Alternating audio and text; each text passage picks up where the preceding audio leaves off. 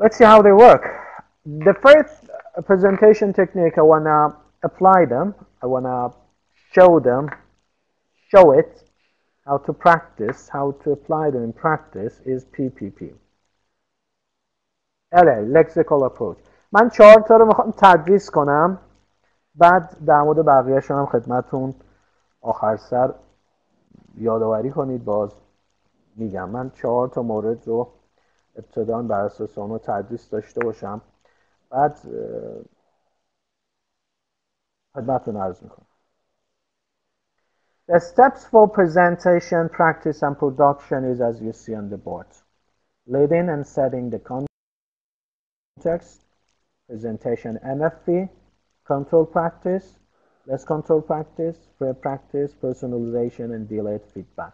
This is the procedure we should follow for presentation, practice and production. In first part, leading and setting the context, we have the leading in the course book. Which part of the course book is leading? Can you say? Leading for starting practice part. You have the leading and somehow setting the context in the course book. Which part? Yeah, exactly, conversation. Conversation is for leading and setting the context. But if you see it is not effective, you can make your own context. You can make your own context. After that, we have presentation. In presentation, we should present meaning, form, and pronunciation, as I told you. It is not just for this technique. We should present MFP in all type of presentation technique. We call it PT, presentation technique. Then we have control practice, less free personalization, and delayed feedback. Let me start. Oh, who is he? Who is he? Have you ever seen this guy, this ugly guy? Yeah, it is me. It is me. Yeah, this is my picture. I'm Abulfazl Qambari. I am Abulfazl Qambari. Very good. I'm a teacher. I'm Abulfazl Qambari and I'm a teacher. What's my job? Guys, what's my job? I'm a tutor, I'm a teacher, I'm a trainer, but now I'm a teacher. And imagine you're students. Imagine you're students. I'm a teacher. So, what is your father's job? What is your father's job? Do you know? I'm a teacher. What is your father's job? بچه‌ها نمیدونن. No problem. No problem. اصلا فقط کانتکست ایجاد کردیم. What's your father's job? I'm a teacher. What's your father's job? بچه‌ها شاید اینجا بپرسن اصلا آقا خیاط چی میشه؟ آقا آهنگر چی میشه؟ آقا چی میشه؟ آقا چی میشه؟ Very good. همین که فهمیدن ما چی رو میخوایم بگیم کانتکست ساخته شده. Very good. Look at the picture and repeat after me. What's your father's job? What's your father's job? الان ما داریم چیکار میکنیم؟ Control practice. What's your father's job? بچه ها repeat میکنن. Repeat after me. What's your father's job? He's a mechanic. He's a mechanic. What's your father's job?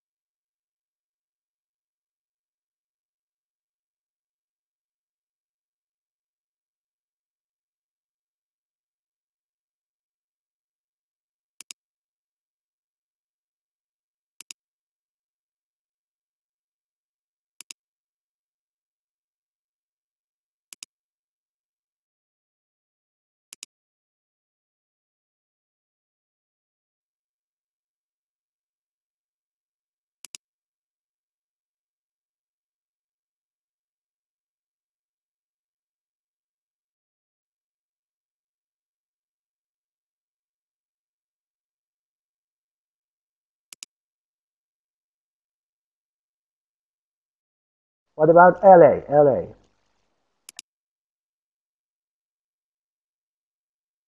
کتاب من جدیدن دیدم و خریدمش. Type of in all type of presentation technique. We call it mechanic. You ask me, what's your father's job? He's a mechanic.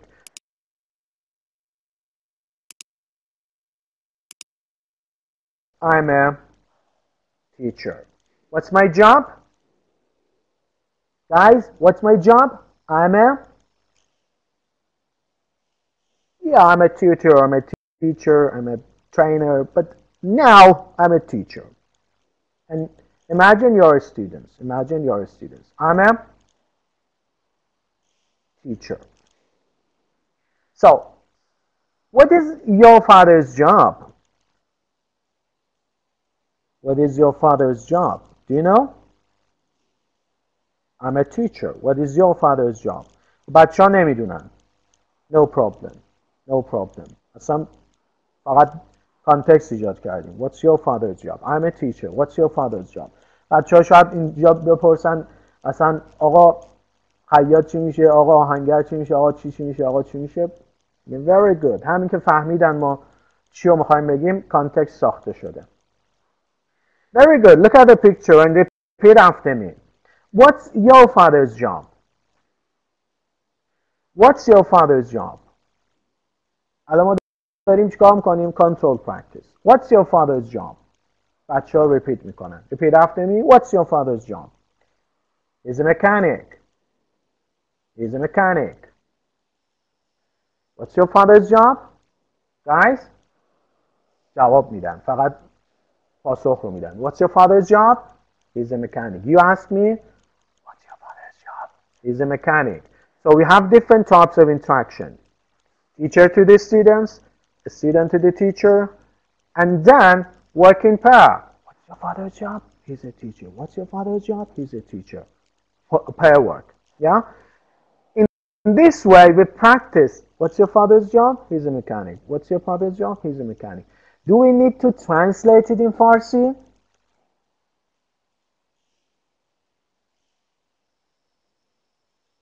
No? Or yes? No. But you should repeat after the teacher. Chorally. Then the teacher asks the question, the students answer. Then the student asks the question, the teacher answers. Yeah? The teacher answers. Then ask them to ask and answer. Not read aloud. Ask and answer. What's your father's job? He's a mechanic. And what is the teacher duty when the students are working in pair?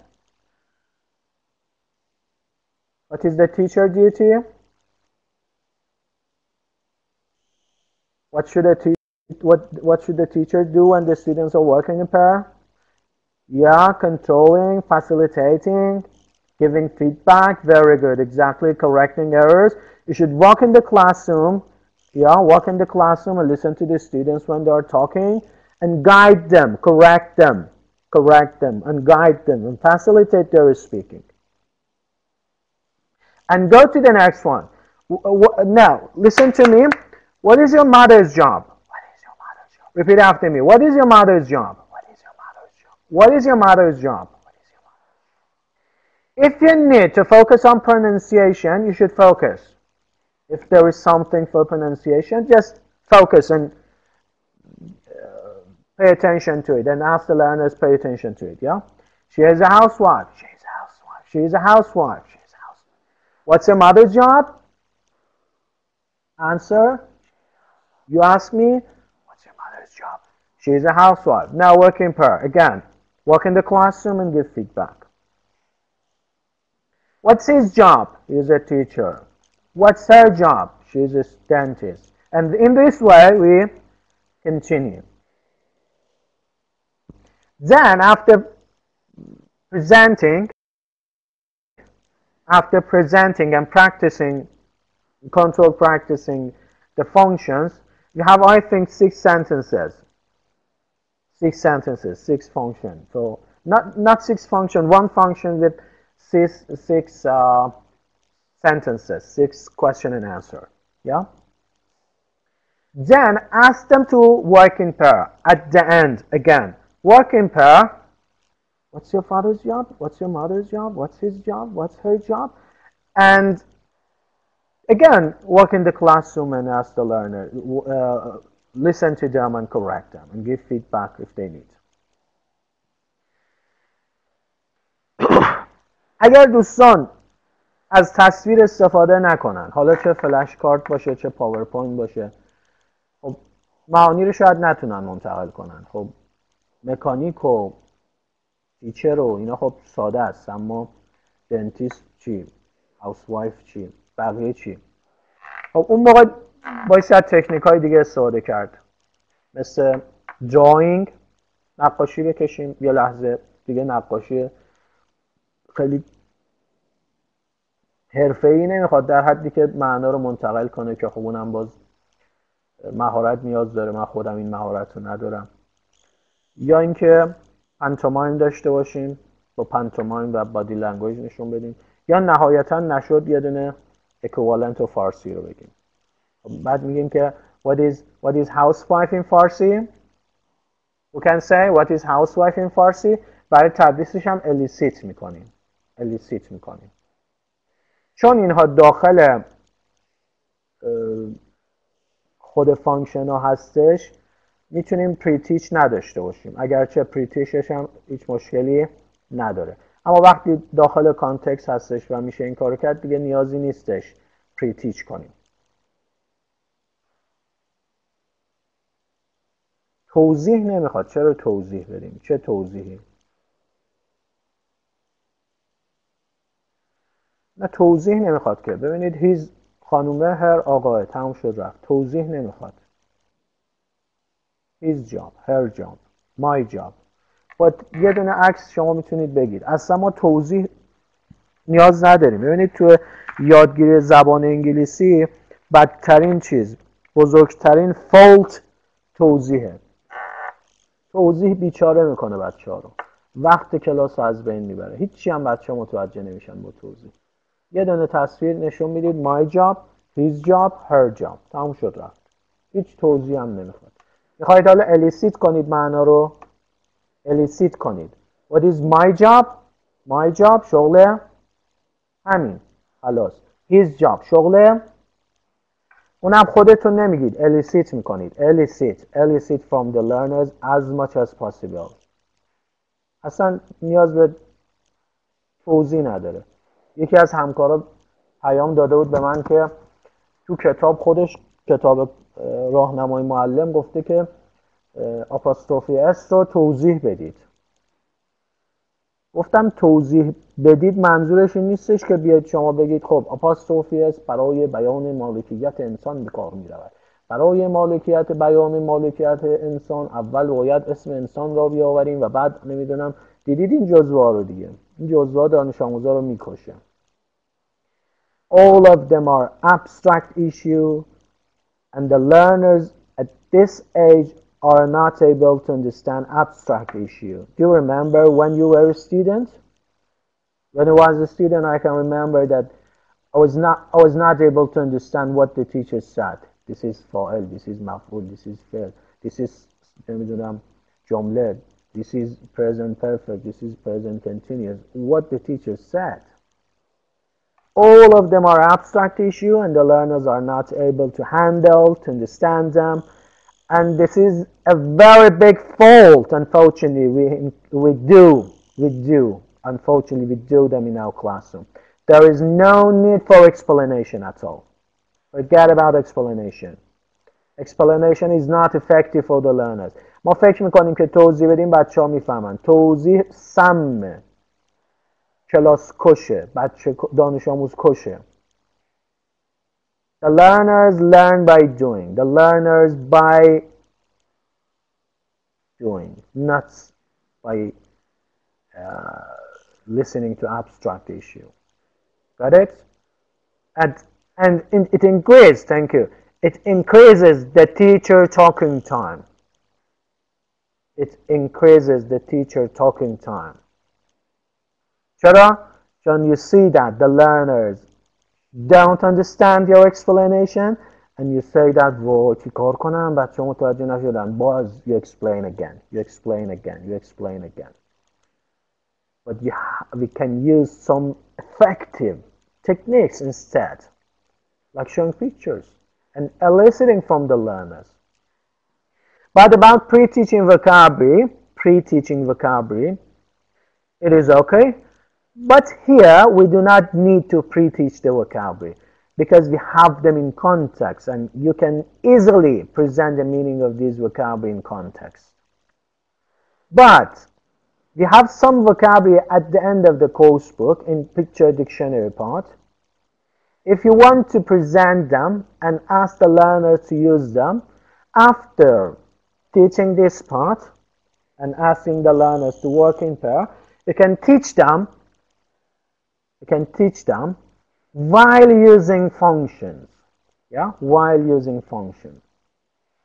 What's his job? He's a baker, and ask the learners again to repeat after you. Baker, baker. Is he a cook?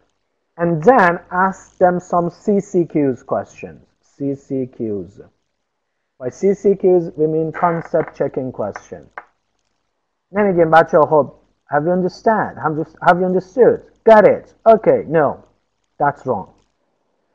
He's a baker. What's his job? He's a baker. Is he a cook? No, he isn't. Is he a dentist? No, he isn't. What's his job? Choice began. Baker. When they say baker, it shows that, yeah, they have understood. That's it. That's enough. حالا بعضی از معلم خب بیکر به فارسی چی میشه؟ اصلا نیازی نیست. بیکر به فارسی چی میشه چیه دیگه؟ ما الان این تصویره رو هر ابوالبشری ببینه میبینه نونواه. نونوا کانسپت تو ذهن تجلی پیدا کرد. برای چی میگیم concept checking question؟ این کانسپت تو ذهن اومد. We are not teaching translation. We are teaching English language for speaking. The classroom is not translation class. We are not looking for equivalence in Farsi. We are teaching speaking. After showing the picture, the concept of baker comes to your mind. The equivalent for baker concept in Farsi is nonva. All the students know it. All the students know it. Yeah? And we do not need to ask them to say the equivalence in Farsi. What is baker in Farsi? چرا این کارو میکنیم؟ Because we do not use any techniques except translation, unfortunately. And because of that, but I recommend you to use other techniques rather than translation.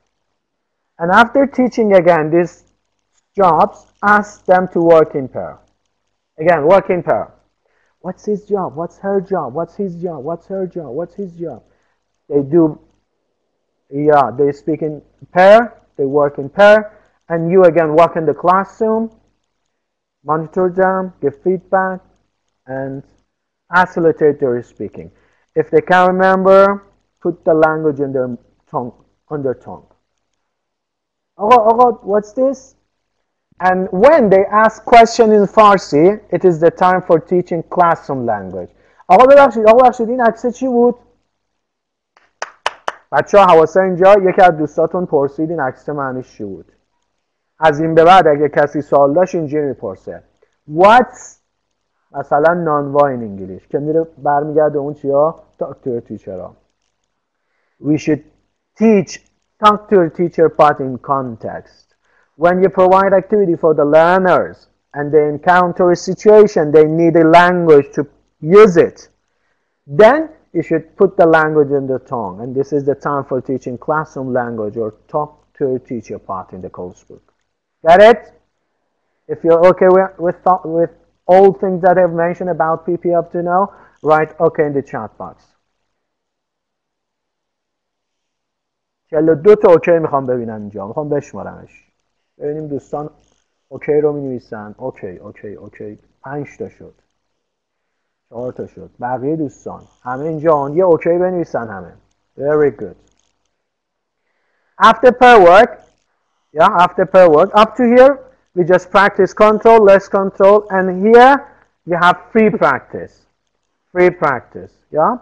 You can ask the learners now, ask and answer about your family members' jobs.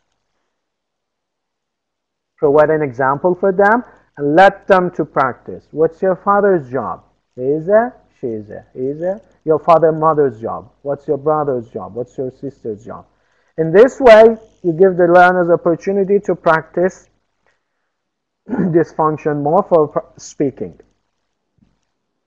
Again, there is a comment here. There's a point here. Maybe some students ask you while doing this activity, آقا ببخشید بابای ما آهنگره. Again, be patient about this point. Provide classroom language for the learners. بچه ها از این به بعد این جمله ها رو قرار شد چجوری بگیم؟ What's آهنگر in English? Yeah, you should remind them to use the classroom language to communicate in class. Yeah, you should remind them. You should not kill them. You should remind them. Yeah, بچه ها قرار بود چی بپرسین؟ علی بپرس. Yes, what's آهنگر in English? Everybody repeat. What's آهنگر in English? And you provide the word for the learners. Got it? خب مشکل نداره. اون classroom language که پای 7 و 8 و 9 نداره که. بچه الان فارسی پرسیدن. الان لازم دارن یاد بگیرن. بهشون میگیم. حالا تو پای 7 بوده باشه. یعنی چون تو پای 7 بوده الان لازم دارن نباسی بهشون بگیم. بچه ها میپرسن دیگه. فارسی میپرسن. یعنی آقا من متوجه نشدم. It's about 7 grade, not 9. خب ما اینم پای 7 دیگه. تدریس پای 7 دیگه. من متوجه نمیشم خانم شاه شراقی منظورتونو. میشه میکروفونتون رو روشن کنم بگید منظورتون چیه؟ میکروفونتون روشنه. از سمت خودتون روشن بفرمایید. Would you please elaborate more about your idea? What do you mean it's about 7th grade, not 9th grade?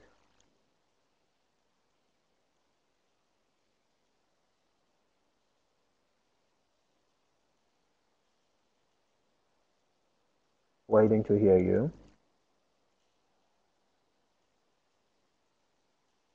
No voice.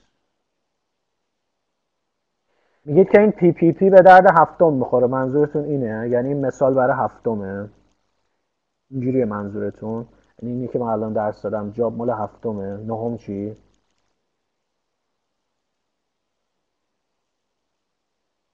اگر متوجه سوال شما بشم بتونم کمک کنم ممنون میشم. صحبت نمی کنید؟ این برای همه چی استفاده میشه. پی پی پی رو برای همه کار، همه پایه ها، همه چی میشه درس داد. اینکه شما چجوری بخواید دیزاین کنید دیگه بستگی به شما داره.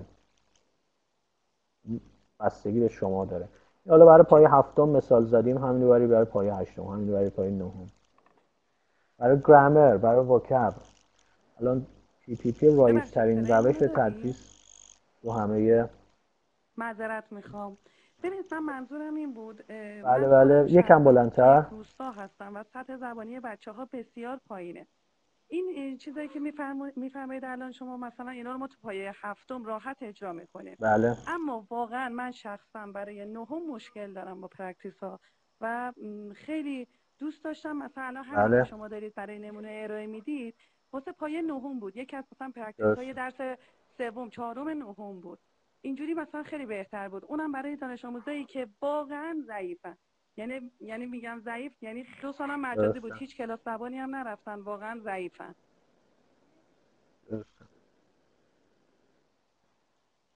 بعد تایم کلاس هامونم ضمن اینکه تایم کلاس هامونم واقعا کمه. یعنی میگم تایم کمه. خب 40 دقیقه ادامه سشنمون حالا همین رو ما میتونیم واقعا تایممون کمه.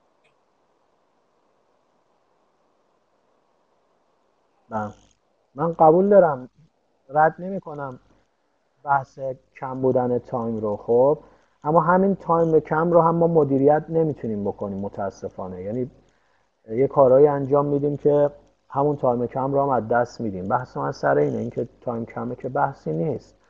بحث هم سر این هستش که همون تایم کم رو هم بایستی به نحو احسن مدیریت کنیم و راه مدیریتش رو حالا چند تا نکتهش رو گفتیم. اما برای تدریس پایه نهم من حالا روش‌های دیگه ارائه میدم. حالا این PPP یکیشونه که شما میتونید تو هر پایه اپلای کنید. میگید که آقا تو پایه نهم چیه؟ خب تو پایه نهم درس یکش که به راحتی قابل اپلای کردنه. الان تو بقیه از در مثال‌های بخش بعدیمون در مورد نهم هم هستش. بذارید بریم جلوتر. این الان مثال PPP رو از هفتم زدم. برای PPP از هفتم مثال زدم. تو بقیه‌اش ساده ترین کلمات رو نمیدونن چیه. من خودم شخصا واقعا مشکل دارم. واقعا ممنون میشم حالا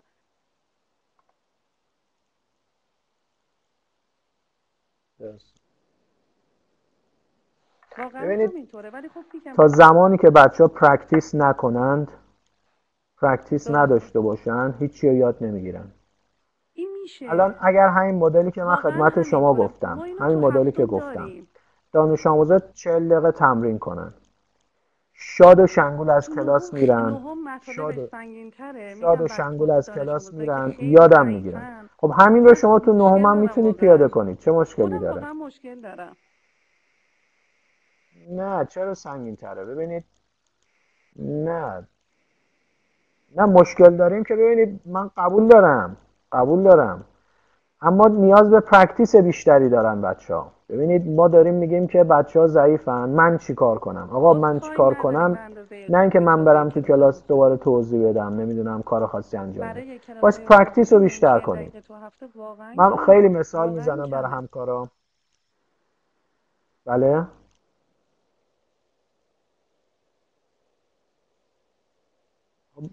خب کمه که تایم پرکتیس کمه، منم قبول دارم، اما بایستی براش راه حل پیدا کنیم. خب من الان تو این سشن ها این که اون پرکتیس ها رو چجوری پرزنت کنید دارم میگم. یه سشن میخواد برای اینکه حالا ما چجوری بتونیم دیولپ کنیم، یعنی چه پرکتیس هایی داشته باشیم که این اسپیکینگ دیولپ بشه، که دیگه الان وقت نمیشه برای این کار. ما فقط الان در حد اینکه این پرکتیس ها رو چجوری پرزنت کنیم و یه کنترل پرکتیس و لس کنترل پرکتیس و فری پرکتیس داشته باشیم. اما اینکه حالا این اسپیکینگ چجوری دیولپ بشه و چه کارهایی انجام بدیم دیگه تو این جلسه فرصت نمیشه کار بگم. خب برای فضای مجازی هم ما باید ایده پروری کنیم. ما دو دسته معلم داریم. آقای جیمز کلینر میگه ما دو دسته معلم داریم. Some teachers say that we have obstacles. What can we do? میگه ما obstacle داریم، چیکار کنیم؟ خب اما some teachers say that we have obstacle. What can I do?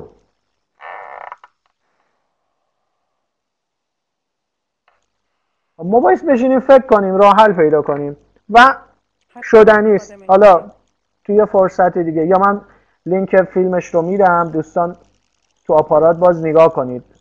تیچینگ اسپیکینگ، خواهش می‌کنم تیچینگ اسپیکینگ اونجا ایده دادم. حالا همش هم ایده خودم نیست، از این ور اون ور خب خیلیش گرفته شده، اما حتما به دردتون میخوره. اون کانال واتساپ من هستش، مراجعه کنید، فیلماشون رو میتونید مشاهده کنید. اما let me review the steps. Review the steps in your mind. First of all, I did what? Setting the context. Second, setting the context is very important. یه سری تیچرها میرن سر کلاس، خب بچه امروز درس 4 رو میخوایم شروع کنیم، حالا میخواد PPP هم تدریس کنه، اینجوری میگم خب repeat after me. هیچ تصویری هم نداره، هیچ هم نیورده. What's your father's job? He's a mechanic. What's your mother's job? Housewife. repeat هم میگیره. خب این کانتکست نساختی، به درد نمیخوره. کانتکسته بچه ها رو توی فضای قرار میده که دیگه اصلا معنا تو ذهنشون باشه که با امروز در مورد جاب داره حرف میزنه. جاب چیه؟ چی میخواد بگه؟ اون کانتکست خیلی مهمه. After context we have presentation, presenting meaning, form, pronunciation. then control practice, less control practice, free practice, personalization and delayed feedback. Somehow کی delayed feedback میدیم when the learners are practicing freely. وقتی free practice دادیم بچه ها دارن در مورد خانواده‌شون صحبت میکنن دیگه نمیریم هی اصلاحشون کنیم، یادداشت میکنیم، یه دونه دیلی فیدبک میدیم. چرا؟ چون اینجا فلوئنسی مهمتره. اگر ما این پروسیجر رو نریم بریم کارهای دیگه بکنیم خب قطعا موفقیتی حاصل نمیشه. حالا این فیلم هم داره رکورد میشه، این وبینار هم داره رکورد میشه. این رو انشالله همکاران سمنان دانلود کنن، هم به من بدن، من بذارم رو آپارات که همکارای دیگه ببینن، هم بدن همکار خودشون تو استان خودشون ببینن. حالا can you apply this procedure in your classes or not? Which part of this procedure is unknown? Is, I don't know, in which part you are not sure how to apply it? Which part of the procedure is unknown for you? میتونیم اپلای کنیم؟ هیچ مشکلی ندارید؟ بگید نه و نمیشه و چرا و اینو اونو. من yes نمیبینم و چون آقا نه نمیشه، شاید کسی باشه بگه نمیشه. فقط همین 2-3 نفر گفتن yes. مثلا ما 42 تا yes باید ببینیم اینجا حداقل. Make your contribution. I guess yes. بریم امتحان کنیم، یه ترای بزنید انشالله که میشه. من خودم تو پای 7 و 8 همین درس میدم، این یعنی روش تدریس اون همینه، همین مدلی که گفتم. اما the next one is TPR, Total Physical Response. You're familiar with Total Physical Response, but the procedure in Total Physical Response is again leading and setting the context, teacher modeling, then student modeling or control practice, free practice, personalization and delayed feedback. Again, we should follow this procedure who want to be more effective in applying TPR in the classroom. Guys, imagine you're in a doctor. Imagine you're in a, where are you? You're in a, you're in a doctor. When you go to doctor, when you have a stomachache, backache, earache, sore throat, yeah. When you have pain in your body, you visit a doctor. This is setting the context. That's it. Very good. When you go to the doctor asks you, are you okay? And you say that, I have a backache. Please do it. I have a backache. Just do it. I have a backache. Are you okay? Do it. Do it. Do it, please. Do it and show it. I have a backache. Are you doing? Are you doing, guys? Are you doing? Oh, I have a backache. Are you okay? I have a backache. Just do it. من فقط یه نفر دیدم داره انجام میده و بقیه چی؟ Do it, please. I have a backache. Very good. Is he okay? Oh, he has a stomachache. Do it. Show it. He has a stomachache. Oh, he has a stomachache. He has a stomachache. Do it. بذارید بچه انجام بدن. Is she okay?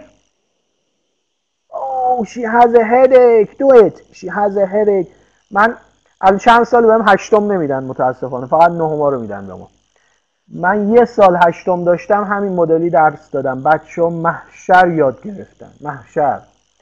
یعنی از کلاس میرفتن بیرون میگفتن آقا I have a stomachache. اون یکی سرش رو گرفته بود میگفت آقا I have a headache. چرا؟ به خاطر اینکه doing داره، movement داره. این تو ذهن بچه‌ها میمونه. خب اینا رو انجام دادن، تیچر مدلینگ انجام شد. حالا 3 تا بیماری نیست که توی همون بخشی که فانکشن هست، بقیه که تای کتابه رو اونا رو بعداً اضافه میکنیم. اما از اول بسم الله یه خروار لغت نمیریزیم سر بچه‌ها که گیج بشن، همون به لغت‌هایی که تو بخش فانکشنه بسنده میکنیم تو هر 3 تا پایه، تو همون مقداری که تو فانکشن ها چیه بسنده میکنیم. بعد که خواستیم سپیکینگ رو دیولوپش کنیم میام حالا هی لغت بهش اضافه میکنیم که بتونن بچه ها چیکار کنن، دیولوپ کنن. ولی نمیام 50 تا لغت اول درس بدیم بعد بیام توی فانکشن ها بچه ها رو گیج و منگش کنیم. 3 تا 4 تا جمله است به همون مقدار بسنده میکنیم. That's it. میام حالا student modeling انجام میدیم. میگم خب بچه ها I have a stomachache. بچه ها شروع کنن انجام دادن.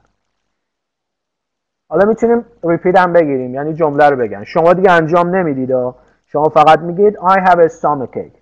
He has a backache. He has a headache. اونا شروع کنن انجام دادن. تکرار تکرار تکرار بچه ها انجام بدن. This is a student modeling. بعد رول پلی انجام بدن. بچه ها یه نفر پیشنت بشه، یه نفر هم دکتر بشه. دکتر بپرسه Are you okay؟ شما انجام بدید بگید I have a stomachache. Are you okay؟ I have a backache. انجام بدید بگید. پس چی شد؟ Teacher modeling، student modeling. Teacher modeling که داریم میگیم یعنی تیچر انجام میده جمله رو میگه، بچه هم انجام میدن جمله رو میگن. Student modeling تیچر میگه اما مدلینگ نداره، student فقط مدلینگ دارن برای اینکه مینینگ رو بفهمن. بعدش رول پلی میدیم. حالا میتونیم اکتیویتی های دیگه هم در ادامهش انجام بدیم برای اینکه این پروسیجر کامل بشه. That's it. چی شد پس؟ Context، Teacher modeling، Student modeling و یه دونه free activity. حالا میتونه personalization باشه، میتونه رول پلی باشه. رول پلی ها رو میتونیم مدل های مختلف انجام بدیم. مثلا بیماری ها رو نوشته باشیم به هر کسی میدیم اون کار رو انجام بده، یا نه خودشون همون کار رو انجام بدن. انواع مختلف این رو واریشن های مختلفی میتونه صورت بگیره. حالا شما ببینید تو همین مدلی که الان ما گفتیم درس 4 پای 8، آیا زمان خیلی زیادی میخواد ببره بچه ها این مفاهیم رو متوجه بشن؟ اما یه معلم میاد مثلا ترجمه میکنه، بچه ها رو روانی میکنه، کلافه میکنه، نمیذاره لذت ببرن، از کلاس در میرن. وقتی میشه خیلی ساده این کار انجام داد، هم خودمون لذت ببریم هم بچه ها، چرا انجام ندیم؟ The next one is ESA, Engage, Study, Activate. This is introduced by Jeremy Harmer. The first time I think the Jeremy Harmer introduced ESA, and it stands for Engage, Study, Activate. And the procedure is the engage phase, the study phase, and the activate phase. In the engage phase can include showing pictures, realia, contrasts, discoveries, discussion with the whole class, miming, acting, prompting the students with the answers or to the answers, using questions to get the students thinking and speaking in class. In this phase, we can do these activities. And in a study phase, it can consist of many activities such as studying from text, dialogues, example sentences, crosswords, gap fill exercise, word search, matching games and drilling. خیلی مهمه که ما اینا رو بتونیم اپلای کنیم. ببین من الان تو 2 تا مطالعه قبلی خب اینا رو به این مدل تو این 2 تا درس اپلای کردم. حالا اینم میخوام اپلای کنم تو یه درسی. ببینید چجوری میتونیم اپلای کنیم. و در activating phase may include discussions that are for the whole class, small groups, even pairs, role play, story building, tasks such as posters or advertisement making, simulations and debate. بریم ببینیم تو اکشن چجوری پیاده میکنیم. درس 2 3 پای 8. Look at the picture. Guys, what are they doing? Can you say, what are they doing? نمیدونن. بچه ها اولین بار این رو دارن میبینن. Yeah. What are they doing? There is no answer. They are playing chess.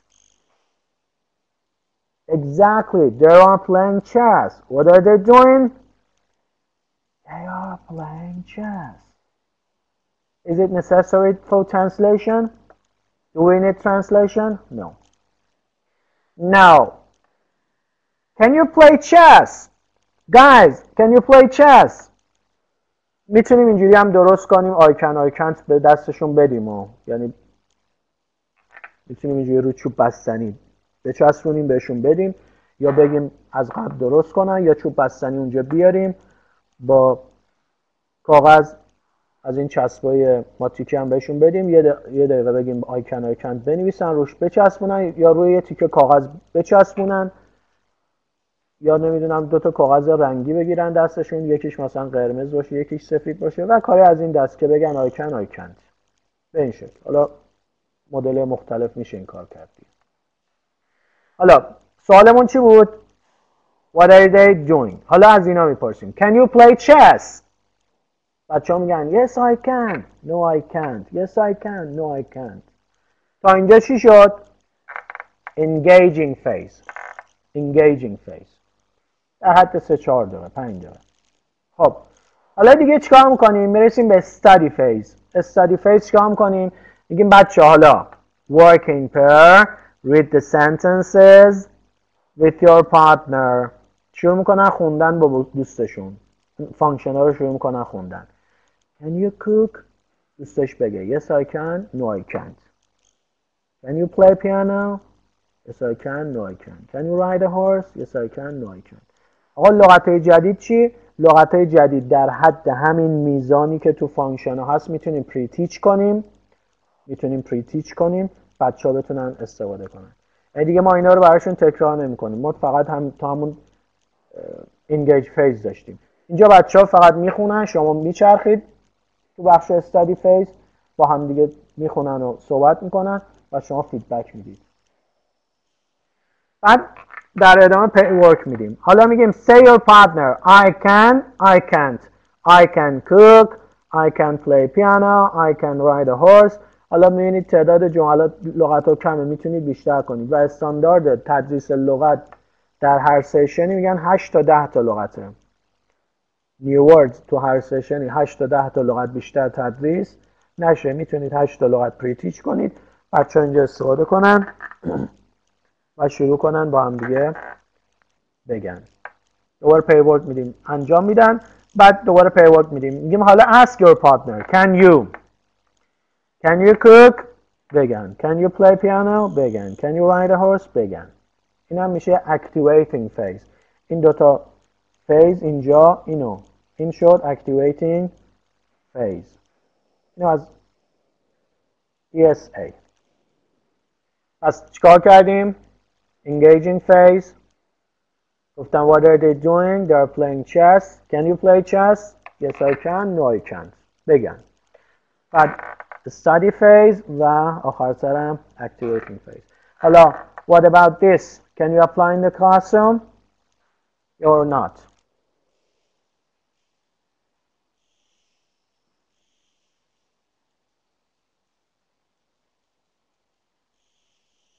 Thank you. And the last one is TBL, task-based learning. من 4 تاشو فقط اینجا مثال زدم چون از حوصله جلسه خارجه. فقط 4 تاشو مثال زدم و آخریش task-based learning. To task-based learning, the procedure is pre-task, task, planning, report, analyzing, and redoing the task.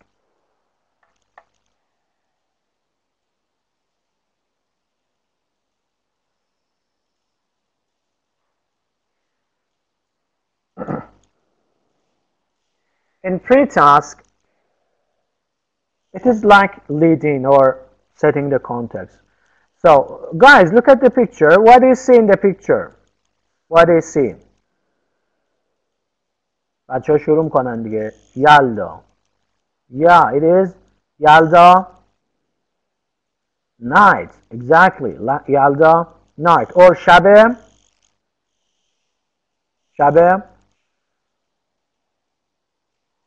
چی؟ چله. Very good. شب چله. Can you say, what do you do on Yalda night, guys? What do you do on Yalda night? For example, I go to my father's house. What about you? I go to my father's house. What about you guys? Ask your partner, what do you do on Yalda night? شروع کنم بپرسن. This is pre-task. Pre-task. What do you do on Yalda night? What do you do on Yalda night? I go to my father's house. I go to the cinema. I go to my grandparents' house. I watch movie. I eat nuts. هر کی هر جمله میگه همش درسته دیگه. هیچ مشکلی نداره. مثلا هنوز جملات درس رو نخونده، فقط اونا که از قبل بلده میگه دیگه. I watch movie. I go to my grandparents' house. I نمیدونم play football. I visit relatives. هر چیزایی که قبلا خونده. مثلا چیز جدید نمیخوایم فعلا بگیم. خب حالا تاسک رو بهشون معرفی میکنیم. میگیم very good. Now talk about شب چله or Yalda night with your group mates. You can talk about what you do. به اینا میگیم prompts. تو آیلتس هم اینجوری prompt میدن. یعنی بگیم که چیا حداقل بگن. همین فقط بگیم حرف بزنی خب بچه‌ها سختشونه. میگیم what you do, what you buy, and where you are and with whom. با این setting که داشتیم پری تاسکی که داشتیم بچه‌ها شروع میکنن. میگم مثلا 5 دقیقه وقت داریم. بچه‌ها شروع میکنن صحبت کردن. حالا هر چی که انجام میدن و میگن، چیزایی که میخرن و میگن. شاید این وسط مثلا بگن آقا آجیل چی میشه؟ اون موقع شما میره پروواید میکنید براشون. یعنی when they need you should provide for them. Provide the vocabulary in context. Not نمیدونم what element و لغتایی که حالا لازم دارن. 2 تا 3 تا 4 تا لغت براشون پروواید میکنید. Where you are and with whom.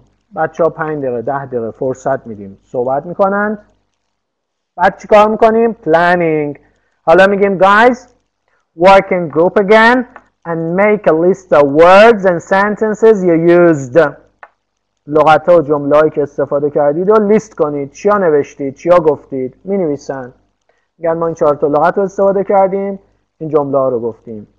بعد حالا میگیم report کنن. Choose a representative for your group. Then the representative should come to the board and write your list on the board. یه بورد یه همچین چیزی میکشیم، 2 تا ستون words and sentences. بچه ها شروع میکنن به نوشتن. گروه اول مینویسه، میشینه، گروه دوم میاد اد میکنه، ادیت میکنه یا ریموو میکنه. گروه سوم همینجور، چهارم همینجور، پنجم همینجور. این لیست ما کامل تر بشه. درست شد؟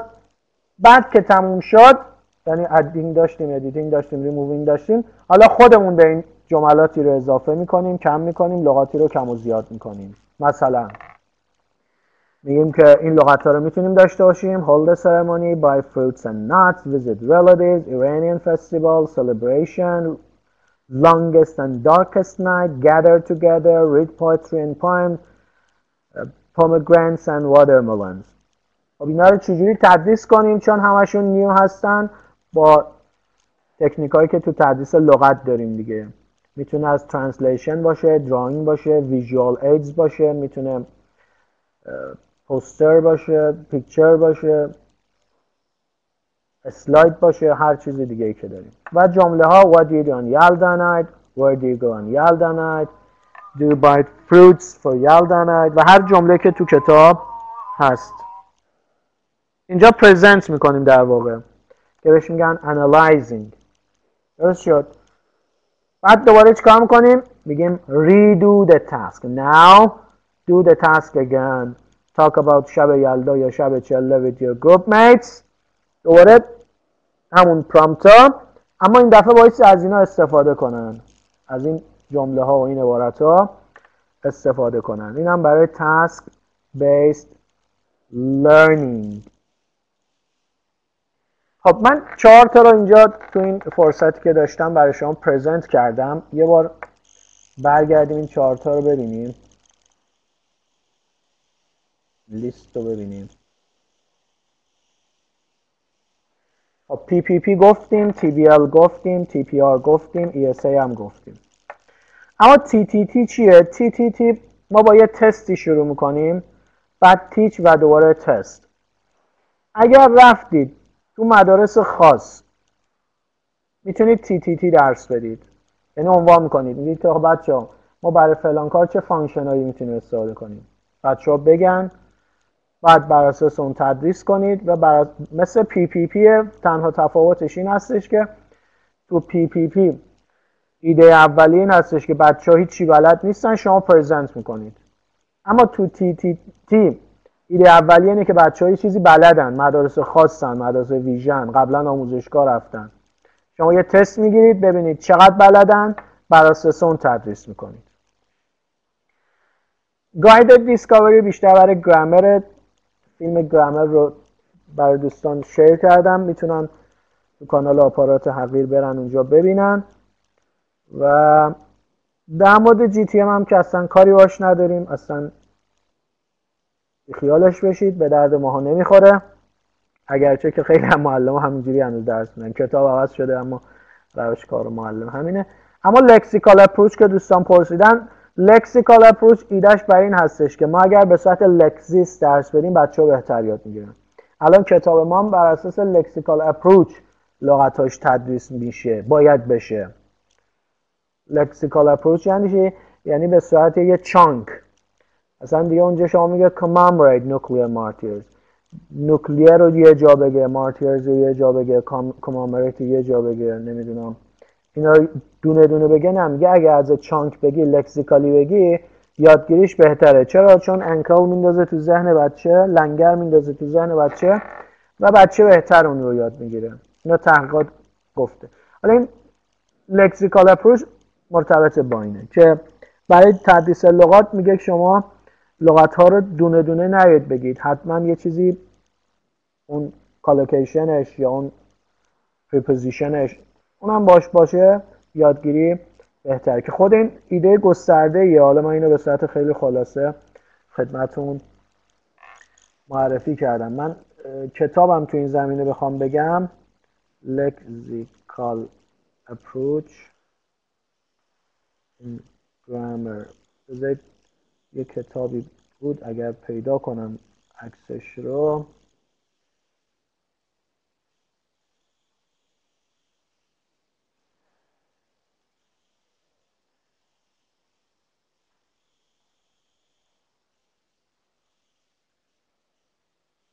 این که الان شیر میکنم تصویرش رو، در مورد گرامر نیست، کلا در مورد لکسیکال اپروچ اینه. اما یه کتابی هم هست لکسیکال اپروچ برای گرامر که من اینه، این لکسیکال گرامر، اسمش لکسیکال گرامره که من این کتاب رو دارم. حالا اونجا دیدش برای این هستش که شما گرامر رو هم به صورت لکسیکالی میتونید پیاده کنید و ایده عملی میده. این کتاب خوبی هستش، میتونید استفاده کنید. خب بریم ببینیم در ادامه اسلایدامون چی داریم یا چیزی نداریم. اگر نداریم که از حضورتون باعث مرخص بشیم موقع دیگه. ببینم چی داریم دیگه. همین دیگه، تموم شد کار ما. And the last part is reviewing time. Which presentation techniques were reviewed in action? Can you say? Write in the chat box which presentation techniques were reviewed. کدوم ها رو ریویو کردیم؟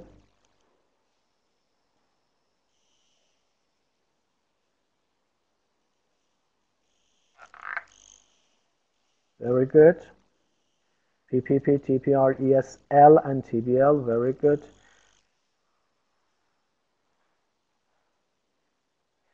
And which PT, any presentation technique, is more useful for you, for your classes? کدوم به نظرتون با توجه به لول کلاستون بیشتر قابل استفاده است؟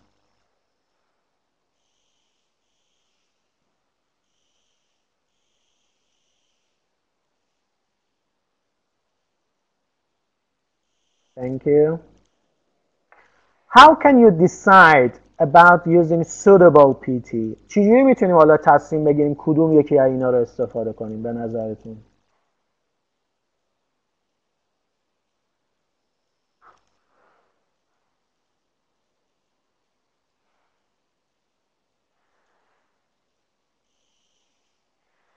How can you decide about using suitable presentation technique? The context, the level, the aim of the lesson. Very good. Level of students. Thank you. بسیار عالی. امیدوارم که از این جلسه 1 ساعت و خورده‌ای ما لذت برده باشید، خسته نشده باشین. کانال تلگرامی حقیر و کانال اینستاگرام من is written on the slide. ابوالفضل قنبری. میتونید مراجعه کنید، محتوای وبینارها و کارگاه‌های حقیر اونجا هستش، دانلود کنید، استفاده کنید. و کانال آپاراتی هم aparat.com/cpd Continuing Professional Development. این کانال رو هم میتونید تشریف ببرید ببینید. محتواهای وبینارهایی که داشتم رکورد شده تون هست. همین صفحه آخر رو اسکرین شات بگیرین داشته باشین، میتونید با حقیر در ارتباط باشید و محتواهای وبیناری که تا حالا داشتیم رو استفاده کنید. خب موفق و پیروز باشین. اگر